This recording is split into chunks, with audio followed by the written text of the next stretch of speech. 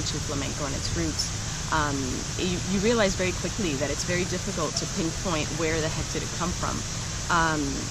You do quickly understand that it's made up with pieces of other information, other cultures, other dance forms, other song forms. And so, is it the mother of Paso Doble and Argentine tango and other dance styles? No, it's actually the other way around. All of those dance styles have influenced flamenco, and flamenco has borrowed from those other dance styles. Specifically in the case of Paso Doble, there's not a huge connection.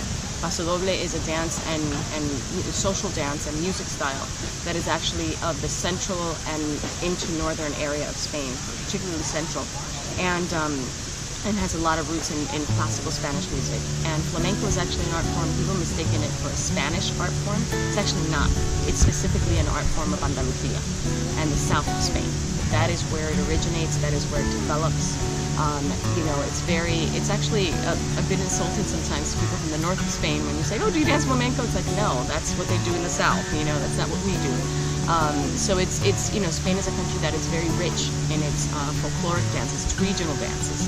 And because I was lucky enough to start with classical Spanish dance and regional dances of Spain, when I got into flamenco, I was able to see the bits and pieces very clearly. Flamenco is also a dance and music style. It goes beyond dance and music. It's really a cultural form in its totality. It's a way of being in the world as well.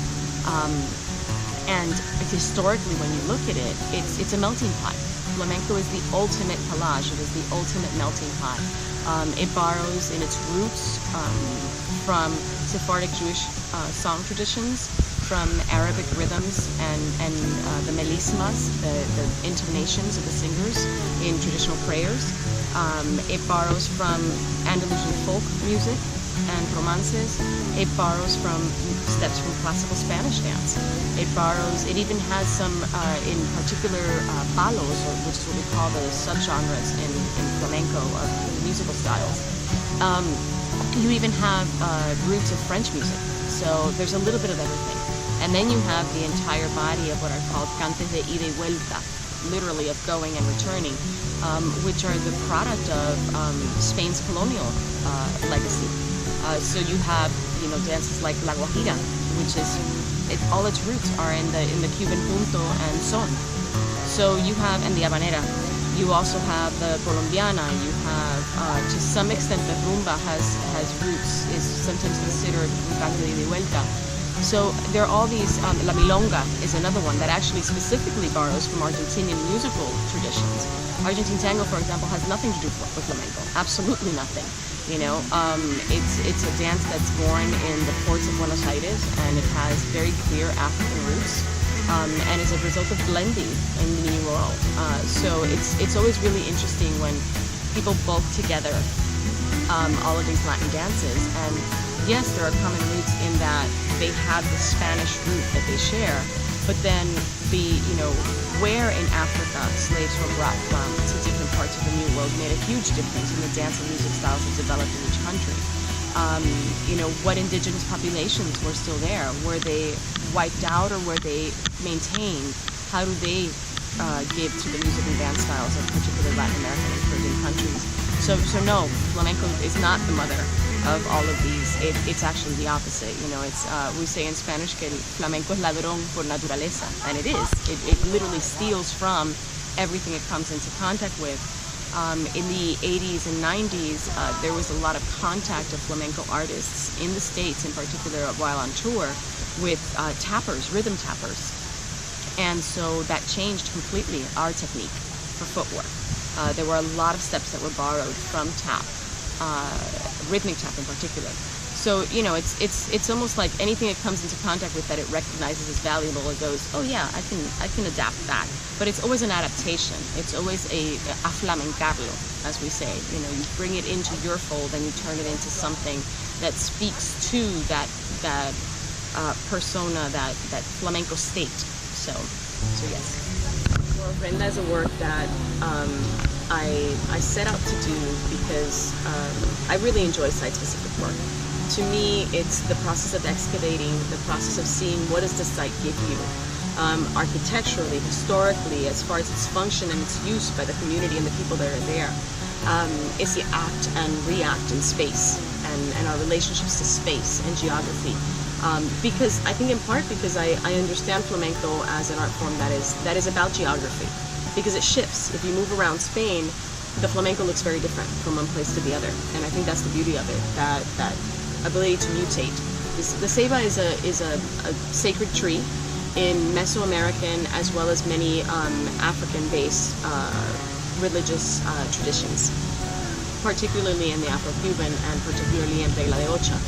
And we have a lot of sayings surrounding the ceiba, like you lay your hands on it for strength, you lay your forehead on it for peace. And it's a place where different deities are thought to inhabit. And so it's a place where people come to bring offerings, where people come to heal, where people come to move things, to create a dynamic of transformation. They're trying to transform something in their lives. And so that was really what I was setting out to do. Flamenco is taught very differently here in the U.S. than it is, and in the Americas in general, than it is in Spain. Because it's such a personal art form, one of the things that happens is that it doesn't have a set pedagogy. What that means is that each individual artist, each flamenco master of the really, I'm talking old school, like, 3 generations back, had their own style, their own approach to teaching flamenco. And so it's taught very differently. But it's taught differently both here and in Spain than it was 15 years ago. I think the major change in when you compare, which is what your question is kind of doing, is comparing flamenco here in the States or in the Americas to flamenco in Spain. The major difference is that over there, you're within the cultural context. So you are constantly surrounded by the things that influence, inform, and shape flamenco. Yes, it does borrow. Flamenco borrows on a constant basis. As a matter of fact, for us, it's a play. It's a way of playing. When we come into contact with other dancers of other styles, it's, oh, that's really interesting. Look what happens if I stick that in bulerías, for example, or we'll take something and go, oh, look what happens when I put this in this rhythm, And it's fascinating, and it's always been a part of flamenco, that play, that idea of, oh, I can take what you're doing and stick it in this and turn it into something new, and I can give you part of my thing, and then you figure out what you do with it. That's always been a part of flamenco, because again, it's a system more than anything else. It works like a language. It's a system of communicating. Flamenco is not an old art form. This idea that it's a very ancient old art form is actually not true. Flamenco, as we know it today, as a performing art, didn't really arise until the middle of the 1800s, and it really didn't take hold until the very late 1800s and early 1900s. So it's a relatively new and young art form as an art form. Its roots, however, are very old. So the idea of the tradition of the singing in families, and in particular gatherings, all of that has always been there. There's some romances that we have that the letras, the lyrics are still sung today, and adapted today continuously, that date back to the 11th century. So yes, its roots and the flamenco as a song form is very old, but how we understand it today as a performing art, it's relatively new. And so when you consider that it's taking shape, it takes these couple hundreds of years to take shape, and it surfaces in the late 1800s.